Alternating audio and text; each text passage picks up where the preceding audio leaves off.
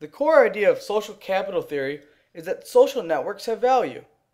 Its value contributes to our notions of physical and human capital, allowing individual productivity to rise, bringing the overall prosperity of communities and society with it. This social capital could be considered a linchpin to efficient and effective democracy.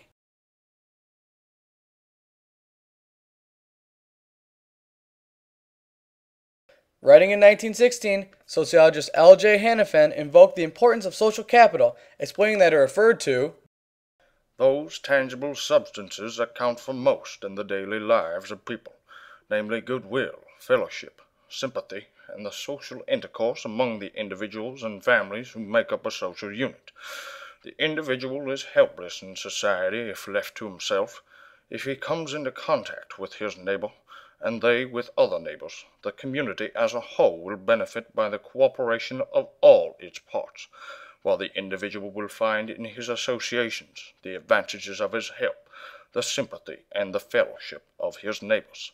L.J. Hanifin, 1916. In the world, privacy, individuality, and our immediate communities are changing, and online communities are becoming all the more common.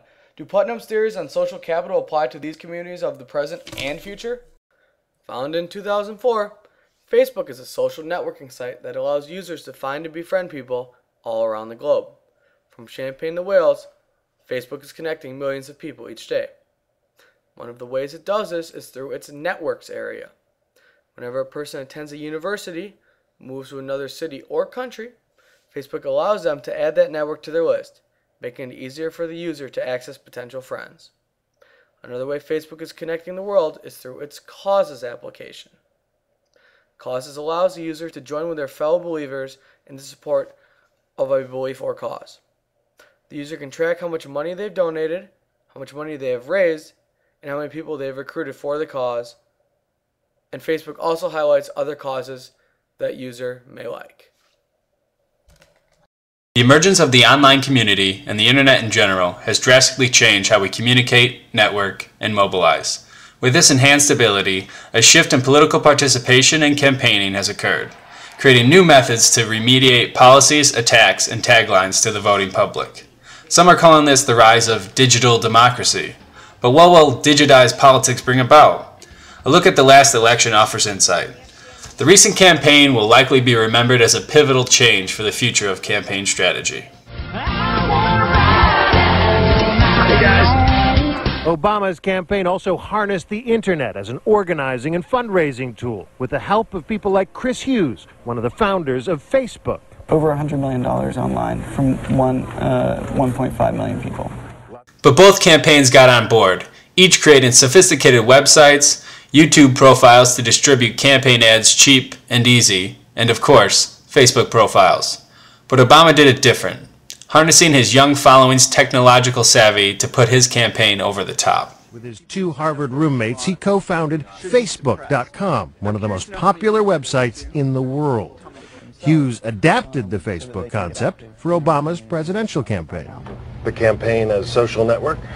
Yeah, it is a social network in the sense that people come and build profiles, join groups. People don't just come to Obama's website to read his positions. They can become Obama activists. Our ability to create this community on the internet made us viable in caucuses in a way that other candidates were not, and it was a great key to our success. CNN and YouTube even teamed up to create an online interactive debate where Americans around the world could confront the candidates on the issues they cared about. I'm Gabriel. I'm Yunlin. And I'm Connie from a refugee camp near Darfur. Before you answer this question, imagine yourself the parent of one of these children. What action do you commit to that will get these children back home to a safe Darfur and not letting it be yet another empty promise? Our young interactive democracy, powered by a wide range of media outlets, has allowed for e-campaigning by individual citizens to have widespread impact and exposure. Yes, we can. I got a crush on Obama. However, this increase in participation during the campaign did not lead to an overall increase in voter turnout, but the youth turnout surged. Many contributed the change to the accessibility and popularity of the candidates on the net. which made video sharing easy and voter participation a fad. This led to the second highest young voter turnout in American history. Still, statistics show that these voting increases have not resulted in coinciding increases in civic and political engagement. Instead, these engagements are becoming more informal, with people remaining more isolated in a physical sense, but more active and exposed in the digital world. Still, Putnam acknowledges that many contemporary students of democracy have come to celebrate mediating or intermediary associations, be they self-consciously or only indirectly political, as fundamental to maintaining a vibrant democracy.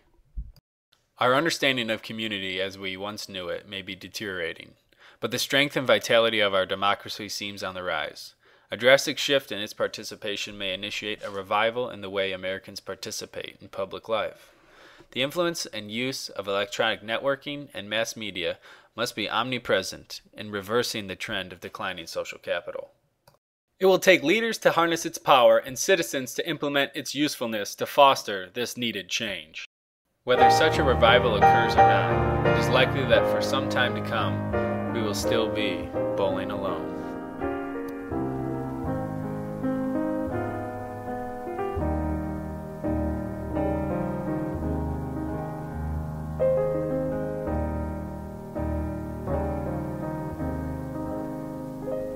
When you